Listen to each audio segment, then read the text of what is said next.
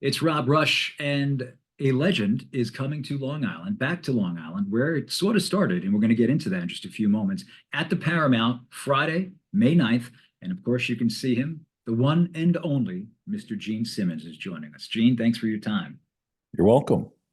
So, yes, the Paramount. You've been starting your shows the last couple of days. And, it's interesting because it really was with radio, from what I've read about you, that started your love of music back when you were a kid in the 50s in Queens. And Chuck Berry was the first song I believe that you heard, right?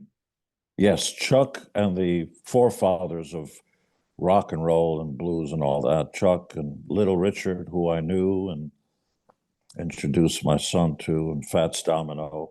But Chuck Berry had a profound impact because of the way he played guitar. Were it not for Chuck Berry, the Beatles and the Stones and Hendrix, I don't know if they would have been around. Certainly, it was a profound effect on these guys. And life is strange. Life is actually what happens to you while you're busy making plans. So we came to the United States when I was about 8 years of age, and I couldn't speak English, but I heard Chuck's music, this kind of boot and that, and it made me move, even though I didn't understand the words. Mhm. And strangely, almost 50 years afterwards, the Chuck Berry's funeral with an open casket, I happened to be there in the back to give Chuck Berry, honors. And the Berry family walked up and asked me to say a few words, the eulogy. And I Nice. did, and I did. It's on YouTube, and I got all emotional and everything. Strangely, the people Chuck influenced, McCartney and Keith Richards and all those guys, they didn't show up. Hmm. Very strange. It's interesting because this is a question I asked Don McLean about this, and I wonder what your take would be on it. 59, Buddy Holly dies, and then Elvis goes into the army. You mentioned Chuck Berry; he might have had some issues with some women that he had to be on the run for a little bit. Little Richard left to join the church. Jerry Lee Lewis, of course, had his issues with his cousin. Do you think? Because I think Buddy Holly, similar to you with the business acumen, was interested in producing. He wrote his own music, whereas Elvis did not. I think that he might have been just as big or just on par, or maybe even bigger than Elvis, Buddy Holly. I don't know what you think about that. Not a chance. No, okay. Not a chance, because it's true, Elvis never wrote his own music, but there is such a thing as stagecraft, Mhm. and there is such a thing as genetics. If you turned off the sound Yeah. and you see a guy respectfully with glasses who looks like a librarian getting up on stage, and then you see Elvis who looks like a god who walks the face of the earth, even before you hear the music, you just go, that's a star, that guy's not. Yeah. All right. It's just, and I'll give you a little rock and roll trivia. Don McLean, who's, maybe the only hit he had, well, he had a few, but one of them, American Pie. Mhm. There's a girl named Wendy Waldman who I tried writing a song with back in the prehistoric days.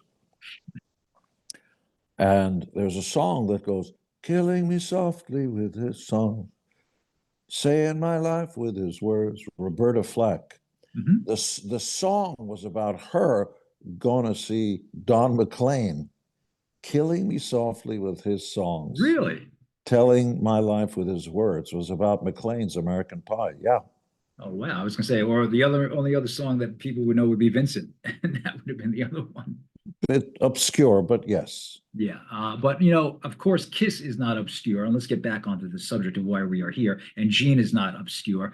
You're going to be at the Paramount on Friday, and take me back to the Daisy, because that's like a legendary story. The Daisy in Amityville, Kiss's first show. Was it with makeup on Long Island, or Yeah. technically the Coventry Club is Long Island as well? Yeah. No, we immediately started off with the makeup. I don't know why. We're completely unqualified, no experience, and no no resume. Somehow we decided to put together the band we never saw on stage. And the rest, as they say, is history. Within a year and a half of forming, we're headlining Anaheim Stadium. That's before digital. We didn't have hit records. We didn't anything. It just kind of spread across America fast, like overnight. And the opening bands had been around, oh, 15, 20 years before us. We didn't know anything. It was just all of a sudden thrust It's into amazing. the spotlight. It is amazing. But we started off, as you say, the first gig ever in makeup and everything was at Coventry, in a place called Woodside, Hmm. right before you get onto the 59th Street Bridge. And they used to have wrestling there that was televised on television. Oh, I really? think it was called Sunnyside. Sunnyside, yeah. Sunnyside Yeah, Gardens, maybe? Gardens, yeah, Sunnyside Garden. A Yeah. small place, but they used to wrestle there. And then after that, within a few short weeks, we ventured out and I did the booking. I was like, we didn't have a manager, so I was always on the phone and Hmm. trying to sound like I know what I'm talking about. I was just a Put on a different snot-nosed, voice, right? Yeah. yeah, I was a snot-nosed kid who knew nothing and booked us into the Daisy in Amityville, of all places, where the ghosts and the haunted house and all that stuff, not far away from Jaws. Yeah. Uh-huh. I think Uh, all that stuff happened after you played there, I think. yes, of course, after us. And Long Island has always been near and dear to my heart. My mother lived New Hyde Park. Um, Me too. oh, yeah?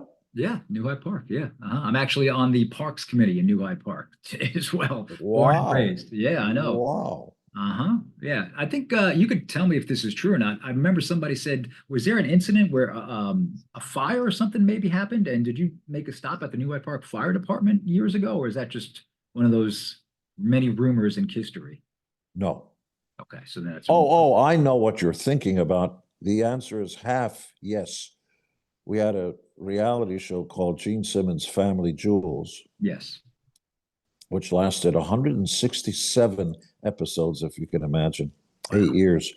And yes, I went to visit my mom and was stopping by with my mother to the fire department there locally, to hand out some checks and, try to be nice.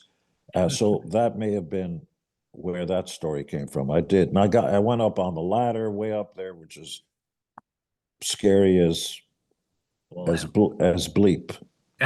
Well, you can curse if you want. You're allowed. You're allowed.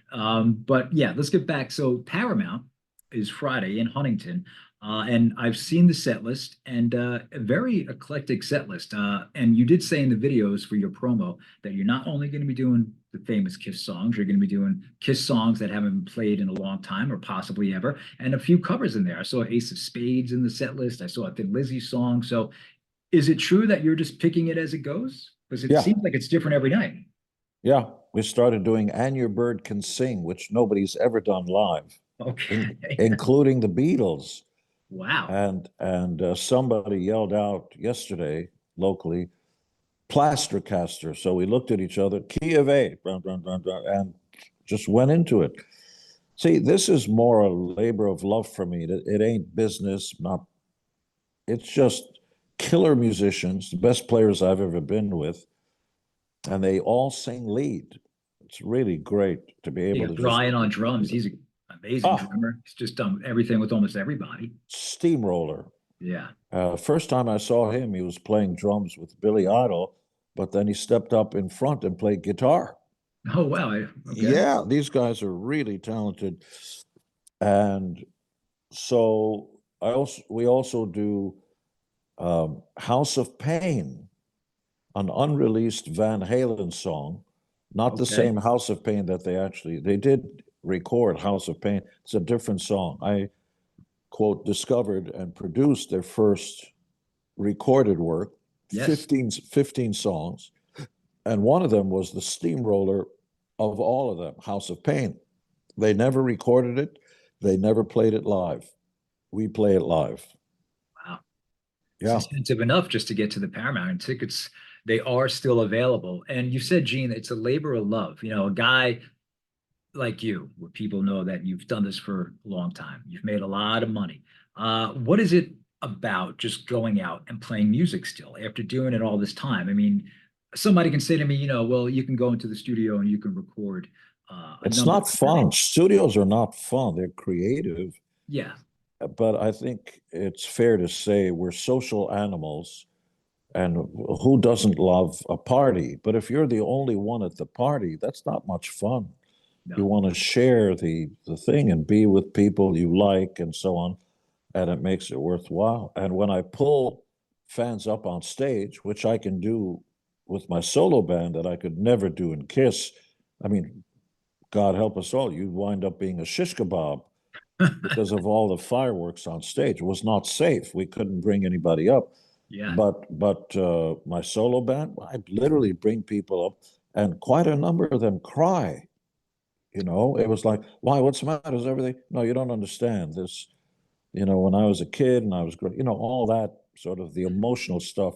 And when you think about it, important music for you is really the soundtrack of your life, isn't it? that is, yeah, Right.